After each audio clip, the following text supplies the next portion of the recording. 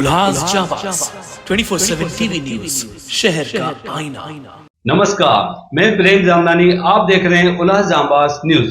शहर की ताजा तरी खबरों से बने रहने के लिए उल्हास जाबाज यूट्यूब चैनल को सब्सक्राइब कर बेल आइकन को क्लिक कीजिए।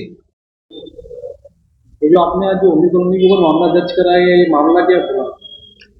ये मामला ऐसा है, हमारी कृष्णा निवास cooperative housing society plot number 19 और 20 नेहरू चौक उल्लासनगर 2 में बनी हुई है। लीगल बिल्डिंग है, उसको कंप्लीशन सर्टिफिकेट तक मिला हुआ है। अभी नए यूनिफाइड डेवलपमेंट कंट्रोल रेगुलेशंस आए, जिससे हमें एफएसआई बढ़ के मिली, तो हमने 18 दिसंबर 2021 को रिवाइज प्लान डाला। तो उसमें पंचम कालानी ने पहले भी मेरे प्रोजेक्ट के ऊपर कंप्लेन की थी और फिर से भी कंप्लेन की, और ओमी कालानी ने फ़ोन के ऊपर टाउन प्लानर को दम दिया, फिर इसका प्लान पास नहीं होना चाहिए। मैं डॉक्टर राजा दयानिधि से भी मिला, उनको भी मैंने रिक्वेस्ट की कि हमारा प्लान पास होना चाहिए, लीगली हम लोग करेक्ट हैं। तो इन्होंने क्या किया कि assistant director of town planning को पत्र भेज दिया कि ये प्लान रिवाइज के लिए आया है, हमें क्या करना चाहिए। तो assistant director of town planning ने अप्रैल 2022 में ही इनको लेटर दे दिया कि ये बिल्डिंग लीगल है, इसका प्लान पास करने में कोई तकलीफ नहीं है, और यूनिफाइड डेवलपमेंट कंट्रोल रेगुलेशंस एकदम क्लियर कट है, आप अपने स्तर पे ये काम कर सकते हो। उसके बाद भी मेरा प्लान पास नहीं हुआ, ठीक है, वो एक तरफ हो गया।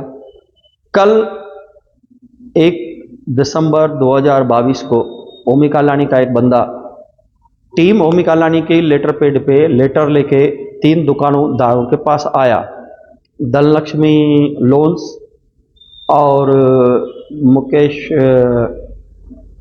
इलेक्ट्रिकल और हरदासमल रेस्टोरेंट, उनको पत्र दिया। तो उन दुकानदारों में से एक दुकानदार ने मेरे बेटे धीरेन्द्र वदरिया को फ़ोन किया। मेरा बेटा धीरेन्द्र वदरिया इमिडिएटली वहाँ पर पहुँचा, उस बंदे से लेटर देखा उसने और उससे पूछा कि आप ये पत्र क्या लेके आए हो, क्यों लेके आए हो, कहाँ से लेके आए हो। तो उसने कहा कि मैं ये पत्र टीम ओमी कालानी के यहाँ से लेके आया हूँ, मुझे ओमी कालानी ने भेजा है, और तुम्हारे पिताजी को मैसेज दो कि ओमी कालानी को 50 लाख रुपए पहुँचाए, नहीं तो आपकी बिल्डिंग तोड़वा दी जाएगी। और ये कह के वो वहाँ से चला गया। हम लोग उसी समय पे सीसीटीवी के फुटेज ली और हम लोग पुलिस स्टेशन पे गए। वहाँ पर मैंने सीनियर पुलिस इंस्पेक्टर साहब से मुलाकात की, मैंने उनसे विनती की कि एफआईआर लिखी जाए। उन्होंने मेरे बेटे का वहाँ पर स्टेटमेंट लिया और मुझे अर्जी करने के लिए कहा। तो फिर मैंने अर्जी बनाई और शाम को उनको अर्जी दे के आया।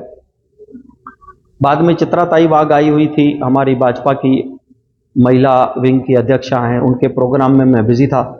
तो सुबह को मैंने इंक्वायरी की तो एफआईआर नहीं हुई थी। तो फिर मैंने रविंद्र चौहान मंत्री को फ़ोन किया और मेरी व्यथा पूरी उनको बताई, और साथ में कुमार आलानी जी को भी फ़ोन किया, उनको बताई। तो मैंने उनको एक पत्र भी दिया कुमार आलानी जी को कि ये प्रॉब्लम्स हैं, यहाँ पर एफआईआर नहीं हो रही है। तो कुमार आलानी जी ने अपना पत्र मेरे पत्र के ऊपर लगा के हम लोग डीसीपी के पास गए। हमारे जो सोसाइटी के मेंबर्स हैं साथ में थे, हमने उनको हमारे तकलीफ बताई। तो उन्होंने बोला कि मैं एसीपी से और सीनियर पीआई से बात करके आपको इंसाफ दूंगा। और 7 बजे शाम को उन्होंने मुझे वहाँ पर बुलाया मेरे बेटे के साथ में, और धीरेन्द्र वदरिया ने वहाँ पर ओमी कालानी ने जो खंडनी 50 लाख रुपए की उससे मांगी थी, उसके लिए हमने एफआईआर कर दी है। तो डायरेक्ट ओमी कॉलोनी का आपसे फोन किया था, ये कैसा खंडनी की मांग की? नहीं, उसके तरफ से राइटिंग में लेटर आया है, और ये उल्लासनगर में या और कहीं पहली बार मैंने सुना है या देखा है कि किसी जो बिल्डिंग में दुकान लेते हैं लोग, उनको पत्र भेजा जाता है कि आपकी बिल्डिंग इलीगल है। अभी मेरी बिल्डिंग इलीगल है तो कंप्लीशन कहां से मिला? अगर मेरी बिल्डिंग इलीगल है तो फिर मुझे आज तक महानगर पालिका ने सेक्शन 52, 53 का नोटिस क्यों नहीं दिया? इन्होंने पहले भी मेरी कंप्लेंट्स की है कमिश्नर के पास, आज तक मेरे बिल्डिंग के ऊपर कार्रवाई क्यों नहीं हुई? इसका अर्थ यही है कि शुरू से जब ये महापौर थे तभी से इनकी प्लानिंग थी मेरे से पैसे छुड़ाना। और वो आज जब भी देखा उन्होंने कि कुछ नहीं हो रहा है, तो उन्होंने राइटिंग में पत्र तक दिया है दुकानदारों को कि आपकी बिल्डिंग तोड़ने वाली है। जैसे दुकानदारों का प्रेशर मेरे ऊपर आवे और मैं इनके सामने सरेंडर होकर इनको 50 लाख रुपए दूं।